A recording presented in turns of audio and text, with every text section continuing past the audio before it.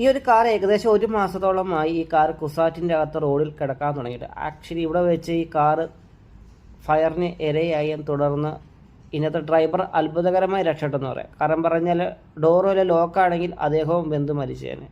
ഈ കാറിന് 25,000 രൂപയാണ് പിഴ ഇട്ടേക്കുന്നത്. കാരണത്താൽ ഈ വാഹനം ഇപ്പോഴും ഇവിടെ കിടക്കുകയാണ്. ഇൻഷുറൻസ് ക്ലീൻ കാര്യങ്ങളൊക്കെ കിട്ടണമെങ്കിൽ അതിൻ്റെ മുതലാളിക്ക് ഇത് എടുത്തുകൊണ്ട് പോയെങ്കിലോ. അത് രണ്ടാമത്തെ കേസ്. ഒന്ന് ആലോചിച്ച് നോക്കി, ഇന്നത്തെ കാലത്ത് പണമാണോ വലുത്, ജീവനാണോ വലുത്? നിങ്ങളിതൊന്ന് ഓർത്ത് വെച്ചു.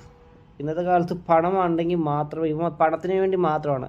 നമ്മുടെ കേരളത്തിൽ പല സ്ഥലങ്ങളിലും വാഹനങ്ങൾ അപകടത്തിൽപ്പെടുന്നുണ്ട്, കത്തിക്കരിയുന്നുണ്ട്. പല റോഡുകളിലും കുഴിയിൽപ്പെട്ട് മരിക്കുന്നുണ്ട്.